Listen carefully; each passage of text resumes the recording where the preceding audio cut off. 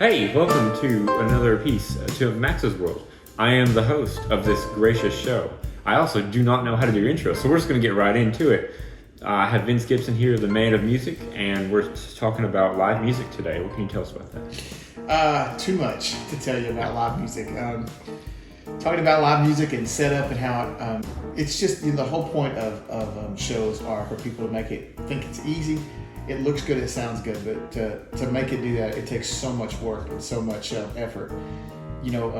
People think that when you do a live show, even a Sunday morning, which I've done so much of at a church, that you walk in, 5 minutes before you start and everything's ready and it goes perfect. But honestly, whether you're doing a live show at a bar or just a gig somewhere, or you're doing it at a house of worship, it takes hours. It takes more prep before you even get there.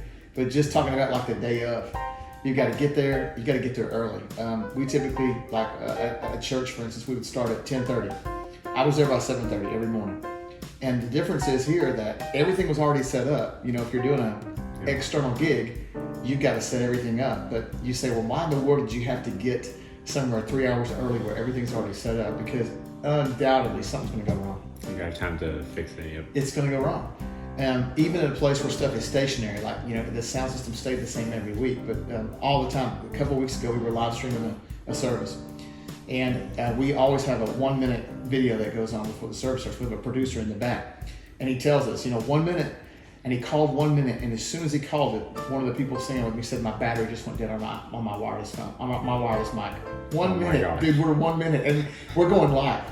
And so here we go. I rush off the stage. Thank God I knew where some batteries were. Grab some batteries, put them in, and literally we had about 10 seconds before he went. He flashes this little light that shows us we're live. But that's the stuff that you can never, if you fail to plan, you plan to fail. It's that kind of thing. But it takes a ton of effort to pull something off and pull it off with excellence. And you always know. You always know. That's good. So let's say you're setting up at a bar gig. And how much time would you allow for, and what kind of things are you expecting to go wrong? Well, at a bar gig, I probably am a little bit over prepared, but I would probably be there 2 hours early. If it's a 9 o'clock at night gig, I'd be there by 7. That way, a couple things. You can take your time.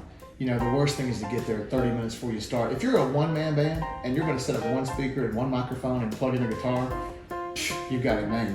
But if you're going to pull off a whole band, you've got to be there with enough time that you can breathe, find out where you're setting up. Go in, survey the land, where your speaker's going to go, where your monitor's going to go, unless you're using in-ears. Yep. And then you've got to plan for problems. And so my thing is, I always like to be doing a sound check an hour or 45 minutes before we start. And then one thing that's so unprofessional, and you see it time and time again, people doing sound check. They're supposed to start at 9 o'clock, and at 8:55 they're doing a sound check.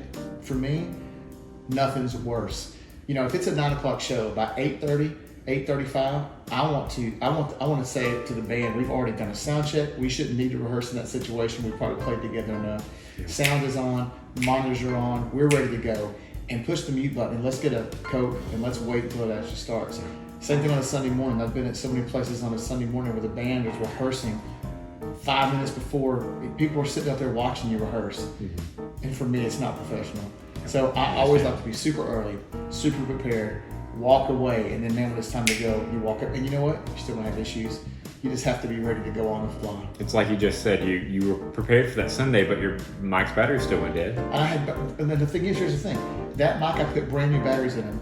I usually use rechargeables. I didn't use rechargeables. I used real batteries that morning, and I guess what had happened, we had rehearsed, and she'd probably left it on, and for some reason it just sucked the battery. Yeah. I wasn't thinking about that. And so 1 minute before we start, but things always, whether it's something that stops working or, here's another thing about it. It's not just about prep time, but you got to be able to think fast on your feet. Whoever's in charge, and that usually might be me or a sound guy. You can have a sound guy that can mix the sound really good, but he's not fast on his feet. He can't think fast. Mm-hmm. And you got to have somebody who just has a brain that cogs. Their cogs are turning. As soon as something goes wrong, they're like, this will fix it. Let's put this in its place. And you know what? Sometimes you just fail. The duct tape technician. But that's it. You got to be fast.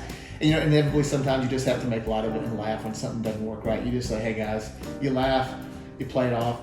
And there's a secret to that too when you do live gigs, and that is what they don't know, they don't know. when things go wrong sometimes, they don't know it went wrong. We know it went wrong. There's no use in saying it out loud because they have no clue it went wrong. Sometimes the sound system fails and it's all gone. You're just like, we put it, it's done. There's other times when things go wrong that only you and the band know they went wrong. And you just pile through it and you don't say anything because that's called professionalism. That's why you're professional at what you do. You played with me before. Things have gone wrong. And we just play. And when it's not noticeable, we might laugh amongst ourselves, or I might look and just give you this little, whoops. Yeah. So, but no one in the crowd knows. No, and that's the point. And you don't want them to because that's why you're a professional. If you're not a professional, then every little thing will go, oh my God, we got to stop. Rarely does that happen. You know that. You've played with me before. Rarely does that. But on occasion, it is what it is. How often would you say, like we're talking about Sunday mornings, how often would you say something went catastrophically wrong, yet it still limped through and everyone was like, oh, that sounded great? Honestly, and we have really good equipment, and we do. We have expensive, really good equipment. I'm going to tell you probably, you might get 2 weeks in a row where things are perfect, and you're like, man, the system's clicking. But then the last 2 months of Sundays of a month, or just one will totally crash. So I would say probably 35 to 50% of the time, and that don't sound like a lot, but that'll drive you crazy as a musician. The good news is, if you come early and you don't wait to the last second, a lot of those things will go wrong beforehand. Sometimes they won't.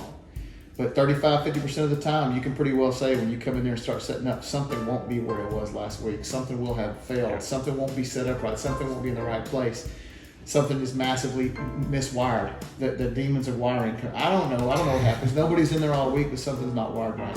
That's the secret of being there early. Sometimes, again, you can't help it. You can't help it. Gotta get there early and prep for it. Yeah. Little known secret is that cables of all sorts have legs and they love to run. And little ghosts come in at night and unplug and plug stuff. You'll have your board, you'll have your stuff set. It's always been set, and all of a sudden you'll come in and nothing will work. I've experienced with you and your father before where something's not working and like you'll bust your brain trying to find it, and it's one stupid cord that's unplugged and you don't have that unplugged. It's somewhere you wouldn't even look, or even a bad cord. That's the stuff that drives you crazy. A cord goes bad. You can't visually see it. You can't see it. You're unplugging everything, going crazy, and sometimes you just troubleshoot until you're fried. And finally, at the last second, you're like, it's the one little stupid cord. Yeah. It happens. It happens all the time. It happens all the time. Yeah. Well, Vince, thank you for coming and talking. Sure. It's good to have some conversation with you. Absolutely, man. Hopefully, we shared some information for the people to learn from. All right. Love it, man. Thanks for having me. I'll see you later. Uh-huh.